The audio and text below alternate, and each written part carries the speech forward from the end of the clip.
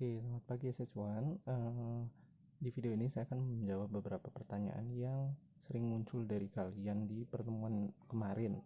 Yang pertama adalah kalau kita menganalisis sebuah grafik, terus kita pengen tahu fungsinya, ini grafik trigonometri, kita pakainya fungsi sinus atau kosinus. Nah, yang jadi patokan kita itu adalah bentuk grafiknya, bentuk kurva yang jadi patokan. Nah, seperti yang kita tahu, fungsi utamanya itu cuma ada dua, sinus atau kosinus. Jadi kalian harus tahu bedanya. Kalau sinus berarti ketika dia di X, ini kan kurva X ya, di Y, ketika dia di 0, sin itu selalu berada di midpointnya dan kemudian naik duluan. Sedangkan untuk cos ini ketika di 0 gimana? Dia akan ketika di X nya 0, dia akan berada di nilai maksimumnya dan turun seperti ini. Jadi yang dipatokannya adalah bentuk grafiknya. Kalau misalkan dia di 0 start dari midpoint berarti, atau lebih dekat ke midpoint berarti kita pakai fungsi sin. Kalau misalkan dia lebih dekat ke titik maksimum berarti kita pakai cos. Nah, kira-kira itu dulu yang tentang fungsi mana yang kita gunakan.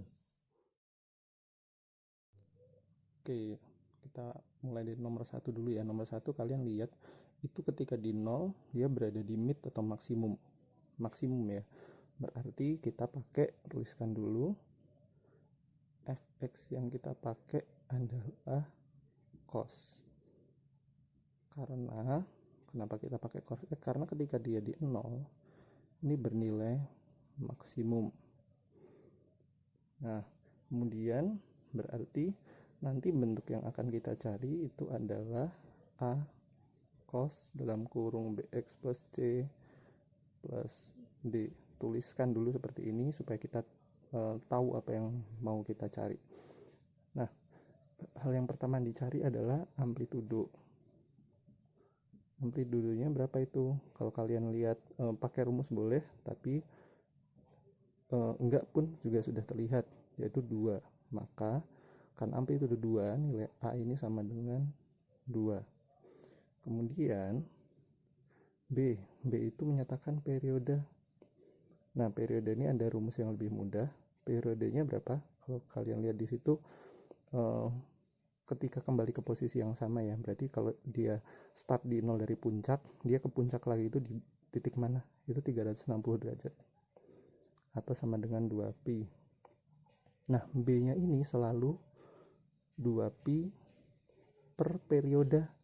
Periodenya tadi berapa? 2pi. 2pi per 2pi sama dengan 1. Kemudian pergeseran di sumbu X. Geser sumbu X enggak? Kita ini yang untuk mengecek yang C. Geser di sumbu X enggak? Enggak, karena ketika dia 0 nilainya maksimum, itu sesuai dengan fungsi normal dari cos itu sendiri. Berarti tidak ada pergeseran 0 derajat. Berarti C nya sama dengan 0. Dan terakhir D itu kita berbicara tentang pergeseran midpoint, posisi midpoint. Kalian pakai rumus yang kemarin juga bisa. Rumus yang kemarin itu max plus min per 2 ya. Berarti 2 plus min 2 per 2 sama dengan 0, berarti D-nya 0. Nah, kita udah dapat seluruh variabelnya nih. A-nya 2, B-nya 1, C-nya 0, D-nya 0. Berarti fungsi fx kita dapat dong. Fx sama dengan bentuknya apa? A cos gitu-gitu kan. Berarti 2 cos 1x, jadi x, c dan d sama dengan 0. Berarti rumus fungsinya adalah fx sama dengan 2 cos x. Gitu cara ngerjainnya. Oke, kita masuk ke contoh berikutnya. Misalkan saya ambil yang nomor 3 ya. Di nomor 3 itu kita lihat ketika x-nya sama dengan 0, fungsinya tidak ada yang tepat. Fungsinya malah di minus, padahal kita tahu kalau sinus dia harusnya di 0 ketika 0, kalau fungsi cos dia harusnya di maksimum ketika 0. Nah, kalau nggak ada yang pas, kalian ambil saja salah satu tetapi yang terlihat di gambar. Nah, misalkan ada suatu kurva yang nilai maksimumnya tuh tidak terdeteksi pada gambar, ya berarti kalian nggak boleh pakai cos karena maksimumnya kan nggak ada. Nah, dalam hal ini saya pakai fungsi sin dulu. Jadi yang akan saya pilih adalah fx sama dengan sin x.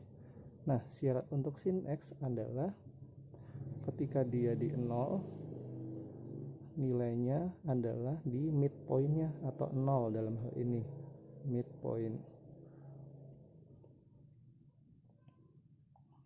Nah, di midpointnya.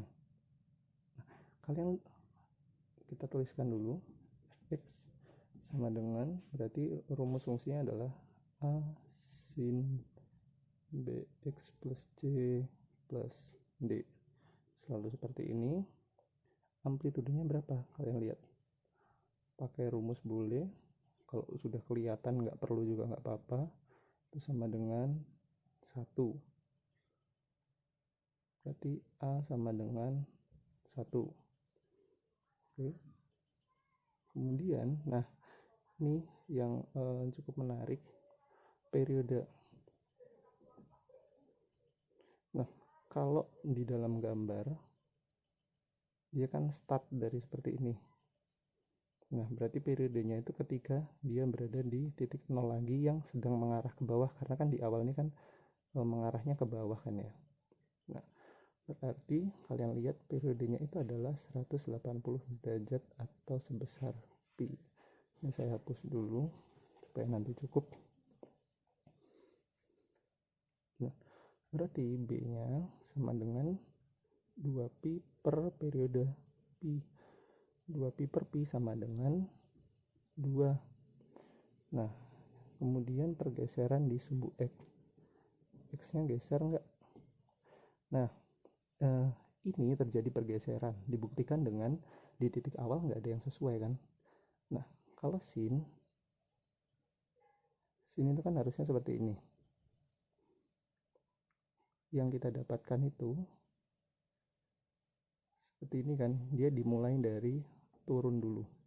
Nah, pergeserannya itu kita hitung dari ini, kita anggap titik 0 dari sin ideal.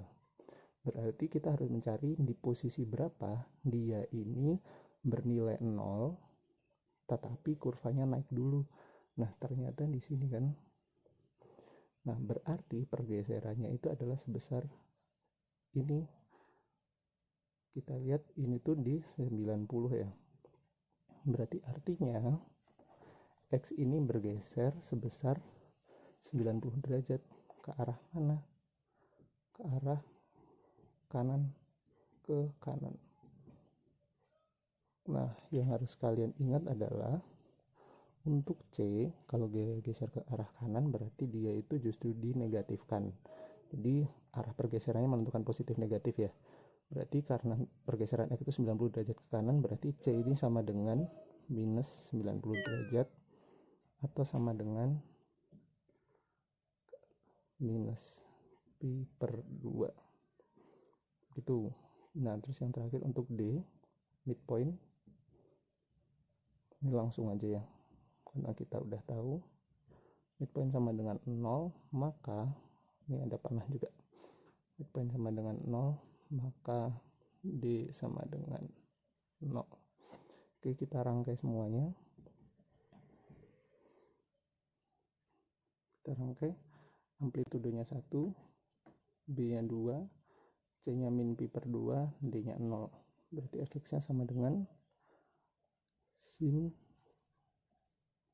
B-nya tadi 2x min pi per 2. Nah, ini adalah hasil akhirnya.